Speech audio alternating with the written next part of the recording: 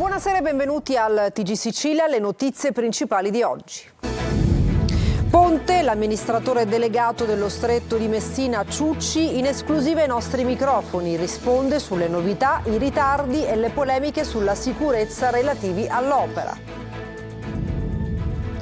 Brutte notizie per i gestori dei lidi in Sicilia. La Corte Costituzionale ha accolto il ricorso del governo contro la regione siciliana, ritenendo illegittima la proroga delle concessioni balneari. Amministrative, affluenza in forte calo anche per i ballottaggi. In Sicilia il centrodestra vince a Caltanissetta con Tesauro, il centrosinistra riconquista Gela con Di Stefano, a Pachino vince Gambuzza. Emergenza rifiuti a Catania, i mercatini storici superano il test della raccolta differenziata. Nessun problema in piazza Carlo Alberto, qualche irregolarità alla pescheria. Domani saranno regolarmente aperti. Scicli, spari tra bande rivali, pusher sequestrato per un debito di droga. I carabinieri di Ragusa e di Modica hanno liberato l'ostaggio a Siracusa e arrestato i responsabili. Palermo, ricercatore universitario pestato da un branco di 11 persone. Aveva rimproverato e filmato i ragazzi che danneggiavano un monopattino. Turismo e salute alle Eolie, piccola guida per gustare buon cibo, fare passeggiate nella natura e pure i Lomi Lomi, massaggi di maggior successo alle Hawaii.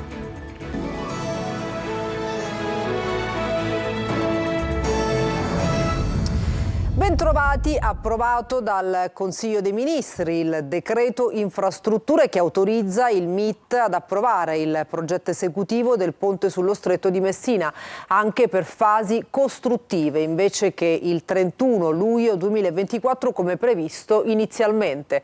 Sulle novità e i ritardi relativi all'opera, in esclusiva al nostro TG, l'amministratore delegato della Stretto di Messina Ciucci replica alle polemiche sulla sicurezza del ponte.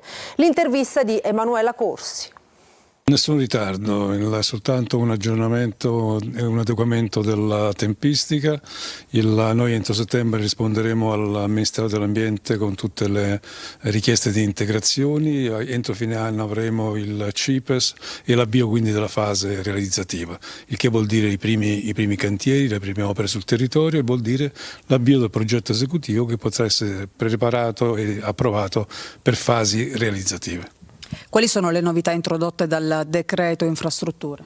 Proprio questo della possibilità di svolgere il progetto esecutivo in fasi costruttive.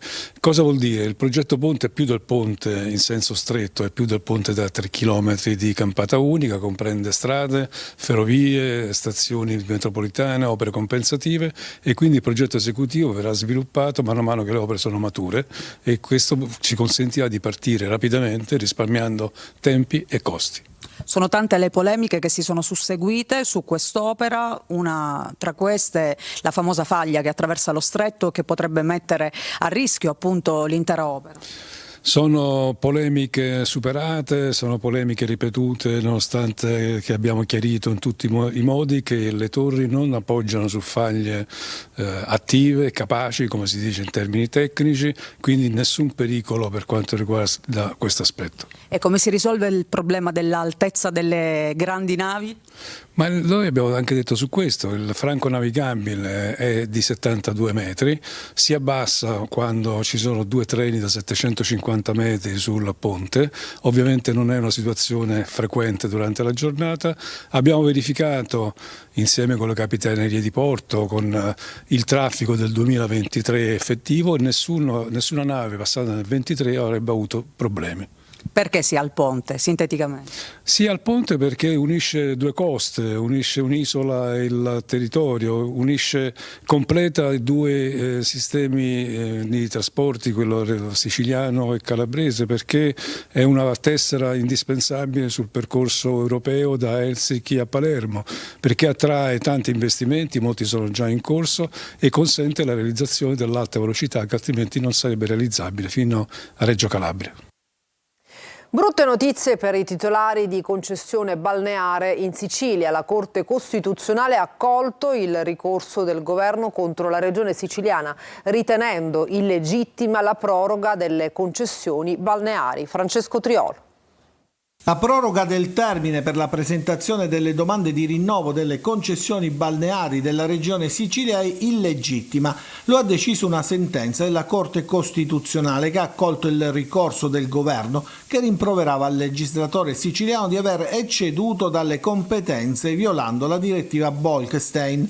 Il differimento al 30 aprile 2023 del termine di presentazione, secondo il governo, corrobora la proroga delle concessioni demaniali fino al 31 dicembre 2033, nonostante la legge statale avesse abrogato nel 2022 la proroga fino a quella data. La Corte ha quindi rilevato che rinnovare anche la possibilità di presentazione delle domande finisce con l'incidere sul regime di durata dei rapporti in corso, perpetuandone il mantenimento e quindi rafforzando la barriera in entrata per nuovi operatori economici. Un verdetto che arriva in mancanza di una normativa esaustiva. Ed entra in gioco anche la Corte dei Conti. In molti casi i canoni annuali sono irrisori e secondo un rapporto proprio della Corte dei Conti da oltre 12.000 concessioni lo Stato incassa ogni anno appena 92 milioni di euro, una media di circa 7.600 euro a stabilimento a fronte di fatturati medi stimati in 260.000 euro annui. In calo l'affluenza nel turno di ballottaggio. In Sicilia 3 i comuni al voto, Caltanissetta unico capoluogo di provincia, Gela e Pachino. Vediamo com'è andata con Emanuela Corsi. Affluenza in forte calo per il secondo turno delle elezioni amministrative. Alla chiusura dei seggi ha votato il 47% degli aventi diritto, al primo turno quasi il 63%.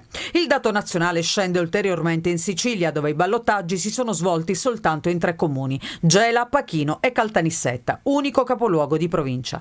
Qui alla chiusura dei seggi alle ore 15 si è recato alle urne il 38,2% degli aventi diritto, con un calo del 17,6% rispetto al primo turno. Ad essere eletto Walter Calogero Tesauro, candidato del centrodestra. Ha vinto il ballottaggio con il 52,36% contro la rivale Annalisa Maria Petitto, civica sostenuta dal PD, che ha ottenuto il 47,64%. Sarò il cittadino di tutti, senza colore e senza partito. Io sarò per tutta la città, nessuno escluso. Le idee non hanno colore politico. A Gela, comune di 75.000 abitanti in provincia di Caltanissetta, vince il centro-sinistra con Giuseppe Terenziano Di Stefano, con il 61,11%, che ha battuto la candidata del centrodestra Grazia Rita Cosentino, che ha ottenuto invece il 38,89% delle preferenze. Abbiamo portato avanti quello che era il nostro motto, di lavorare con la testa, con il cuore e con le gambe, e questo ci ha permesso di ottenere questo grande risultato. A Pachino per soli 10 voti il nuovo sindaco Giuseppe Gambuzza. Al ballottaggio ha superato la sfidante Barbara Fronterrè, che entrerà invece in consiglio comunale. Emergenza rifiuti, mercati storici aperti a Catania, dove il sindaco ha raccomandato la massima attenzione per la raccolta differenziata. Abbiamo sentito l'umore degli operatori. Tonino De Mana. Nessuna chiusura per fiera e pescheria, ma dovranno essere rispettate le regole e soprattutto prevalga il buonsenso. Con la raccolta in tilt per la chiusura della discarica, il sindaco trentino detta le condizioni e chiede collaborazione agli operatori dei mercati storici per fronteggiare l'emergenza. Il destino è ora nelle loro mani, differenziare i rifiuti in maniera corretta, l'unica soluzione. Alle 6:30 di buon mattino il sindaco trentino ha incontrato voi, cosa vi ha detto? Ci ha detto dove dobbiamo andare a buttare il cartone, l'organico, l'indifferenziato. Speriamo che questa sia la volta buona, che ci mettiamo la testa a posto tutti quanti e iniziamo a fare la differenziata come è giusto che sia. Noi ci mettiamo i nostri impegni e lui anche sta mettendo impegni, che mette il camion qua per la sporcizia, cosa. Siamo una persona per ogni posto, non possiamo portare l'immondizia nei punti di ritrovo. I signori della Gemma, noi paghiamo le tasse, il suolo pubblico, la tassa della spazzatura, si devono organizzare, devono prendere degli operatori che vengono nei propri posti e si vengono a portare l'immondizia nei casoloni, perché è impensabile fare così. Tra piazza Carlo Alberto, cuore pulsante del mercato, e via Verdi sono stati collocati furgoni per la raccolta della spazzatura. Un sacchetto di plastica appoggiato ad un cartone indicano la tipologia del rifiuto. Poco più avanti un altro mezzo è riservato all'umido. stesso clima di collaborazione tra amministrazione comunale e operatori si respira la pescheria meno affollata del solito. Ad esempio noi già abbiamo messo una vasca con il sacco umido da una parte, plastica da un'altra parte, perché di solito in pescheria di più si fa umido e plastica. Turisti attratti dai mercati storici dove però sacche di inciviltà e abusivi sfregiano ogni cosa. 2 esempi: le microdiscariche in via Pacini e Candio e lo scempio ai piedi della Basilica del Carmine, dove chi siede sulla scalinata non gode certo di uno spettacolo edificante. E a fine giornata le considerazioni del sindaco di Catania Trantino, che ha deciso di tenere aperti entrambi i mercati storici anche domani. Qualche criticità alla pescheria, sentiamolo. Ogni opportunità nasce da una crisi e il fatto stesso che oggi alla fiera gli operatori abbiano risposto abbastanza bene, differenziando tutti i rifiuti e quindi consentendo un'immediata ripulitura del nostro mercato storico di Piazza Carlalberto, ci deve fare sperare sulla nascita di un nuovo modello organizzativo che spero possa protrarsi anche per il futuro. Non la stessa cosa possiamo dire purtroppo per il mercato della pescheria, perché mentre gli operatori storici, quelli un po' più grandi, hanno rispettato le regole, gli altri hanno pensato bene di fare quello che hanno voluto, lasciando ai confini della fiera una serie indifferenziata di rifiuti che naturalmente non abbiamo potuto raccogliere. Procurerà cattivi odori, ma non è colpa mia, peggio per quelli che l'hanno seminata, anche se purtroppo ci vanno di mezzo gli incolpevoli. Cerchiamo di far nascere, come abbiamo detto prima, questo nuovo rapporto in cui differenziare, si capisce, possa significare anche un risparmio di costi che si trasformi inevitabilmente in una possibilità di maggiore erogazione di servizi da parte del comune, che significano strade, che significa marciapiedi, che significa verde. È un'operazione a vincere, se solo la volessimo capire.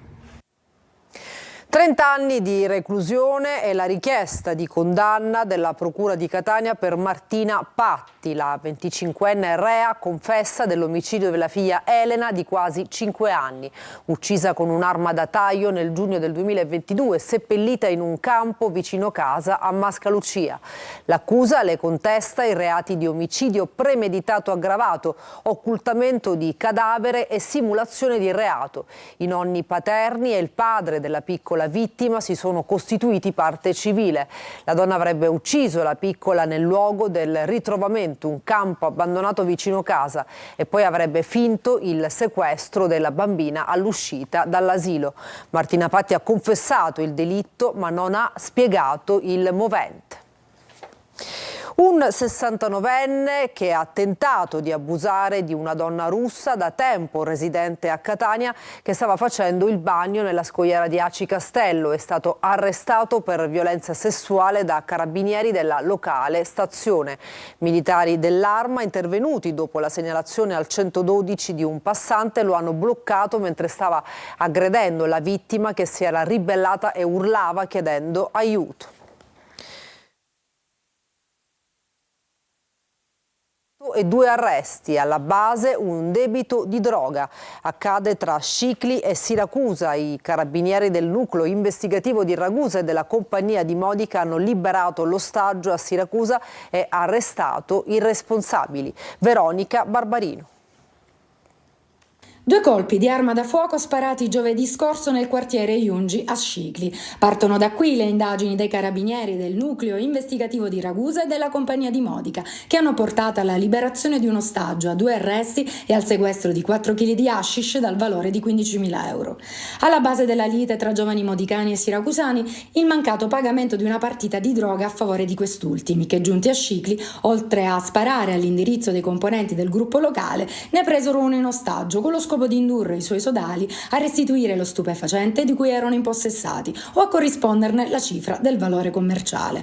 L'ostaggio, dopo serrate indagini, è stato localizzato in un'abitazione popolare nei pressi di Piazza Santa Lucia a Siracusa e, data la pericolosità dei soggetti implicati nella vicenda, è stato liberato dai carabinieri del GIS con il supporto delle aliquote di primo intervento di Catania, del personale dello squadrone eliportato cacciatori di Sigonella e dei militari dell'Arma di Ragusa e Siracusa. Arrestato il rapinatore minorenne e il possessore dell'hashish. San Giuseppe Jato in lutto dopo il terribile incidente stradale costato la vita a una ventenne e un bimbo di 16 mesi, residenti da anni nel paese in provincia di Palermo. Marco Gullà. San Giuseppe Jato è un paese sconvolto dopo il terribile incidente che è costato la vita alla ventenne, Salma El Moakit, e al nipote di 16 mesi. Vivevano ormai da anni a San Giuseppe Jato, erano residenti conosciuti da tutta la comunità. Alla guida della Fiat Punto, finita contro il guardrail prima dello svincolo per Giacalone, nella strada statale Palermo-Sciacca, c'era Miriam Ianale, la madre del bimbo. Le sue condizioni sono ancora gravi, ma non dovrebbe essere più in pericolo di vita. Oggi San Giuseppe piange 2 figli. Oggi piangiamo 2 giovani vittime, un bambino di pochi mesi più una ragazza adolescente che perdono la vita nel fiore degli anni, tornando da una serata che doveva essere una serata di divertimento. Le nostre comunità sono scosse.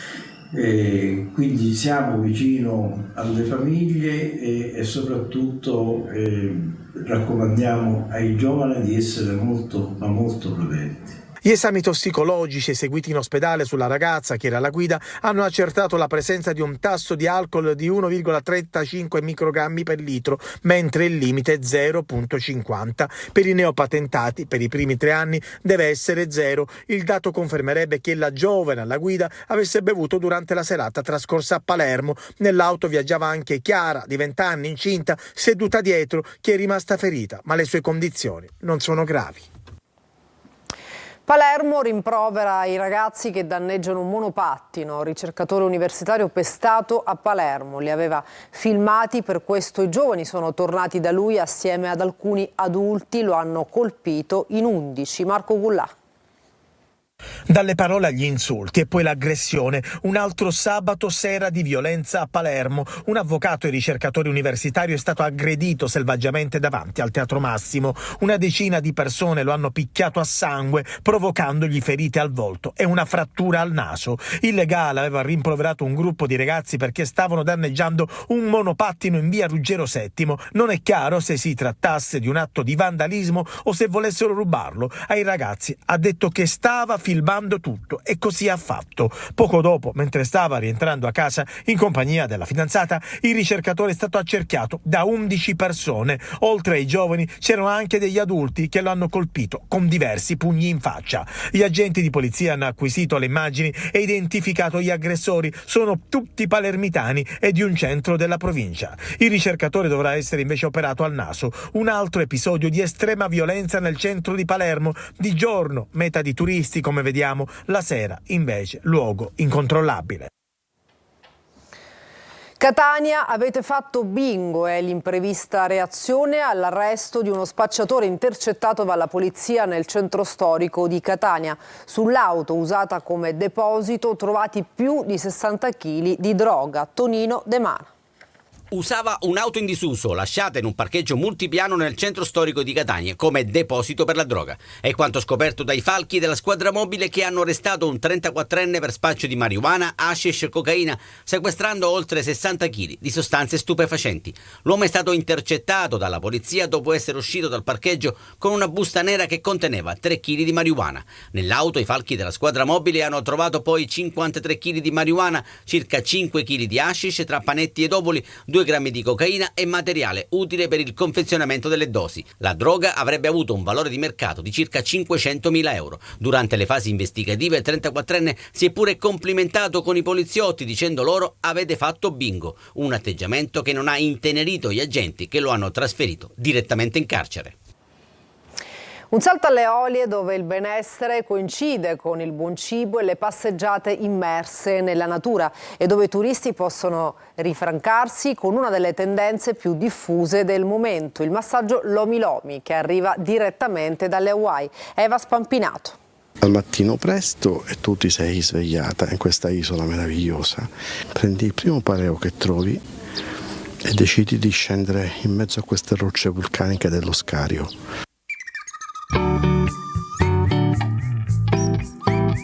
Salina come le Hawaii. L'energia dei vulcani, del mare e della terra confluiscono in un massaggio, il Lomi Lomi, che ha origini hawaiane e che viene tramandato da generazioni, di discepolo in discepolo, fino ad arrivare nelle più importanti spa di tutto il mondo. Eh sì, perché in effetti entrambi sono degli arcipelaghi sulla catena del fuoco. Gli Hawaii hanno questo meraviglioso rituale di benvenuto che è il massaggio Lomi Lomi, la aloha, no? Ma a Salina, nelle Eolie, si fa en plein air. È uno dei massaggi olistici energetici tra i più belli del mondo, offrendolo proprio con questi elementi naturali, le stelle, il mare e i vulcani. Rilassante e coinvolgente, il Lomi Lomi rigenera il corpo e la mente e a Salina gli oli utilizzati sono a chilometro zero. Qui ho trovato la possibilità di utilizzare un olio d'oliva per il massaggio fatto con le olive proprio di Salina e anche un olio fatto dai noccioli del Malvasia, ed è un massaggio che interviene sia sull'equilibrio dei 7 chakra principali e chiaramente sistemano anche degli aspetti di tipo assolutamente patologico. Le Eolie secondo me sono veramente nel Mediterraneo il giusto punto d'arrivo per ricevere un benessere a tutto campo. E ora una pausa, tra poco il calciomercato.